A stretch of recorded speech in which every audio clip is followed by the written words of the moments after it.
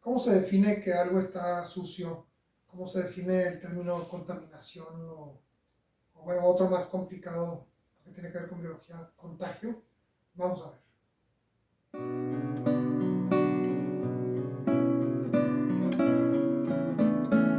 Felipe Montes.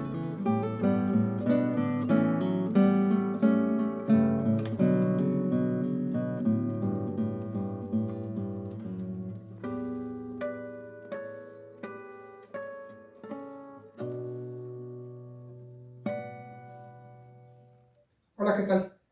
Podemos decir que una de las definiciones y de raíces griegas más interesante, más simple, más completa de suciedad es aquello que no está donde queremos que esté. Es decir, la suciedad como un resultado de las expectativas de un ser humano determinado con respecto a cómo debería estar algo. Es decir, si en un salón hay 6 piedras en el suelo y la persona que las puso ahí quiso ponerlas ahí para diseñar, para lucirlas, para darles una cierta iluminación, que le parecieron atractivas, pues no se puede hablar de que que esa sala está sucia, porque esas piedras, quien las puso espera que ahí sigan, que ahí estén. Pero sí, si apedrearon esa casa y las piedras están adentro, o si hubo un deslave en la montaña y se llenó de piedras la casa, y el dueño de la casa o la persona que diseñó el salón no quiere que estén ahí, entonces si hablamos de algo que no desean que esté ahí, algo indeseable, por lo tanto está sucio, ¿verdad? Entonces hay que limpiar, hay que sacar las piedras, etc. ¿no? Hasta ahí parece sencillo, ¿no? Es un concepto que se debe exclusivamente a las expectativas de un ser humano en especial, en un cierto momento de un cierto ser humano particular, y que es relativo, que alguien puede decir quiero que haya más agua, quiero que haya menos agua, quiero que no llueva, que si llueva, y el contraste es con los propios deseos. La contaminación es algo similar, es decir, no batallamos mucho para hacer esa extrapolación de suciedad a contaminación. Se le conoce como contaminante a algo que no queremos que esté ahí. Alguien diría, no, pero además tiene que ser dañino o algo así. Bueno, pues no necesariamente. Puede no hacer daño a algo en la sangre, pero no queremos que alguien se lo inyecte a otra persona, ¿no? Podemos eh, considerar como un contaminante algo que no haga daño, pero que no está en un lugar donde no queremos que esté, está contaminando ese lugar, ¿no?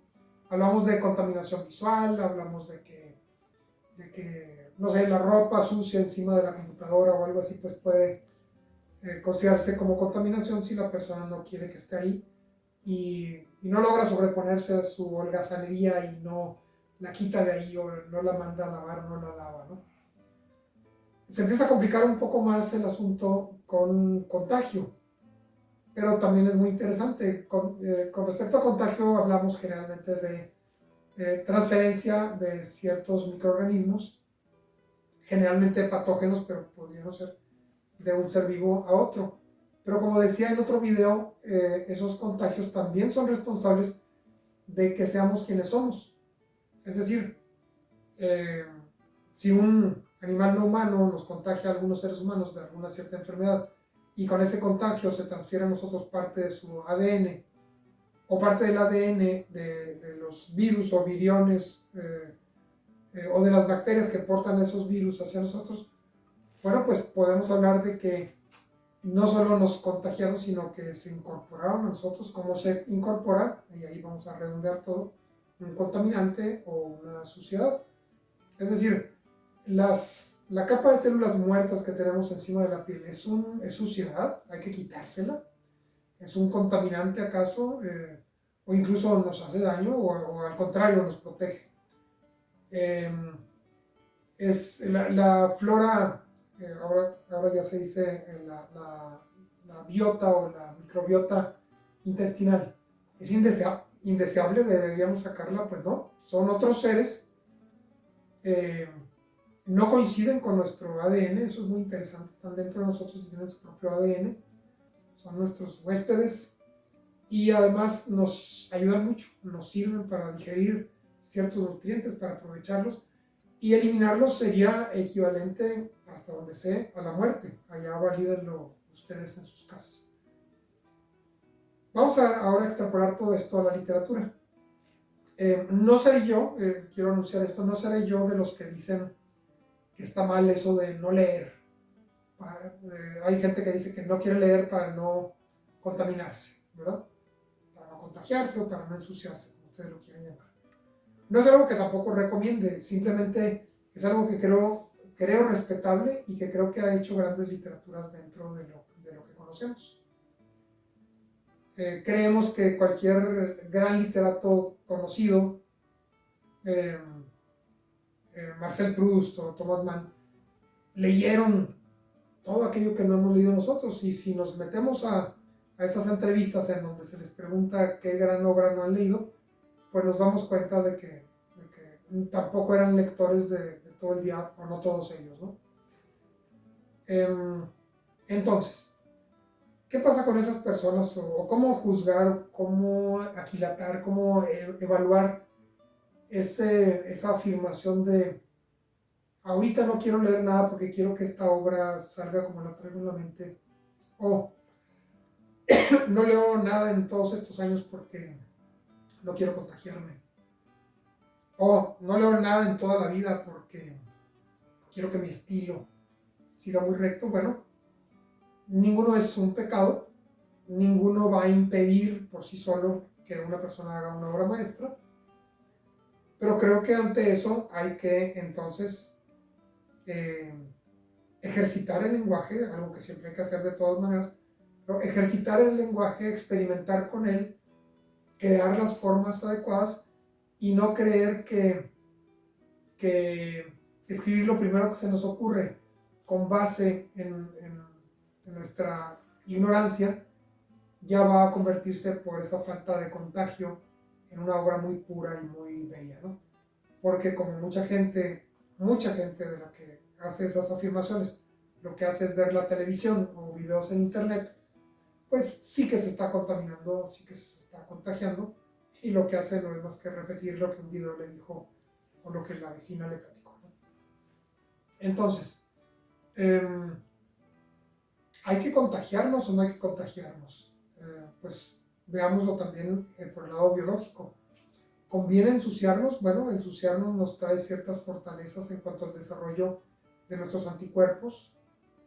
De alguna manera también, y ahora ya no ocurre, el comer frutas o legumbres o verduras en general que tenían algo de tierra nos aportaba la famosa vitamina B12, que ahora pues está en la carne, ¿verdad? Pero que alguien vegano no tiene una fuente directa, sino tiene que suplementarse, hasta donde sé. También pueden ustedes investigar con gusto, ¿no? Entonces, aquello de que la comida no tuviera aquella tierra, sobre todo aquella tierra que no tenía insecticidas, que no tenía pesticidas ni fitorreguladores, pues alguien puede decir que estéticamente era una suciedad, es decir, aquella raíz, aquel rizoma tenía tierra, pero de todos modos se la comía así y le aportaba esta vitamina, entre otros minerales, ¿no? Entonces no estoy tan seguro que haya que ser tan limpios en literatura, limpios si me refiero no a cometer errores de ortografía, como platicamos ahorita Gerardo y yo, sino limpios en cuanto a pretender crear un idiolecto totalmente personal que de todos modos ya se alimentó desde nuestra infancia y desde el vientre de nuestra madre, se alimentó de lo que escuchábamos y de cómo fuimos aprendiendo la lengua, o de las estructuras sintácticas que ya tenemos antes de aprender el vocabulario en nuestro sistema cognitivo, en nuestro cerebro literalmente, ¿no? Entonces, bueno, no tan seguro de no ensuciarnos. De contaminarnos, bueno, decíamos que es algo similar. Contaminarnos, pues contaminémonos de aquello que sí queremos contaminarnos. Recuerden que no estoy diciendo que contaminación equivale a suciedad y mucho menos a toxicidad, sino simplemente vamos a contaminarnos con aquello que consideramos que por lo pronto no es nuestro, por eso literalmente es una contaminación, viene de fuera, pero que nos gusta adoptar y desarrollar dentro de nosotros. Otra vez, para desarrollar otros anticuerpos, para desarrollar ciertas proteínas. En ese sentido, pues sí nos contaminamos todos los días con la comida, con el agua, no es algo que esté dentro de nosotros originalmente, ¿no? Claro, seleccionamos con qué nos vamos a contaminar, es decir, qué vamos a meter en nuestro organismo, y como en una asociación, pues que entre quien queremos que entre, o quien la junta directiva quiere que entre, y que no entre aquello que no. Y esa es la lógica de los cuerpos vivos y de los planetas y de una serie de principios humanos y no humanos. Entonces, igual, con respecto a no contaminarnos, bueno, no estoy tan seguro, ¿no? Se va a incorporar, lo vamos a asimilar, lo vamos a hacer nuestro, al rato va a parecer tan nuestro que va a parecer que siempre estuvo ahí. Interesante.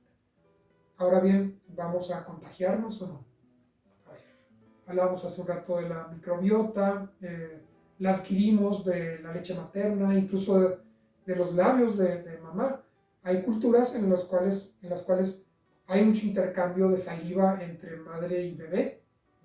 Eso que en muchas culturas se vería terrible y que es muy malo y no sé qué, pues no es más que la transferencia de la microbiota y otros microorganismos útiles de manera rápida y efectiva para que el bebé tenga más armas para defenderse y para digerir y para nutrirse y todo esto, ¿no? Entonces, es siempre insalubre, bueno, no solo insalubre, sino desagradable, inútil y hasta tóxico intercambiar fluidos con otra persona. Bueno, hay que tener mucho cuidado con enfermedades, con ciertos microorganismos, pero no cabe duda de que en tiempos de pandemia también la falta de contacto con otras personas hacía que nuestras defensas bajaran con respecto a ciertos agentes patógenos o débiles patógenos a los cuales normalmente nos exponíamos y manteníamos a nuestros cuerpos en guardia con respecto a ellos, ¿no? Claro, hay otros patógenos que a los que no hay que darles ninguna oportunidad porque son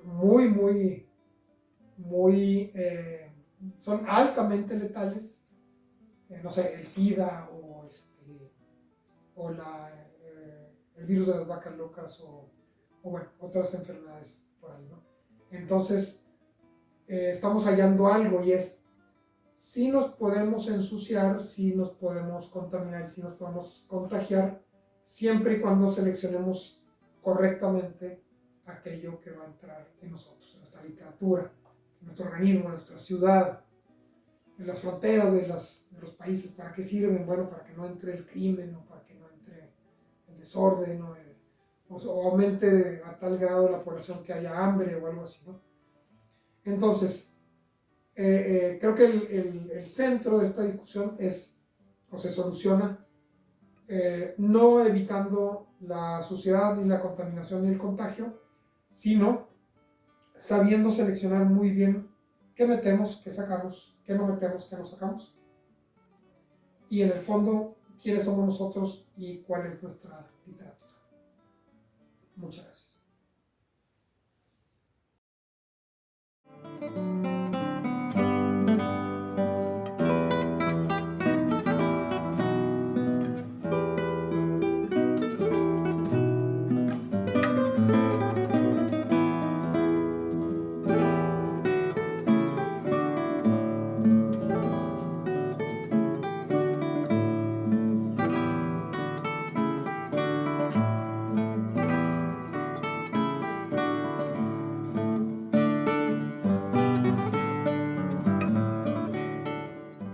La Hacienda de la Soledad, una experiencia fantástica y fuerte para amantes del realismo mágico, está en Amazon.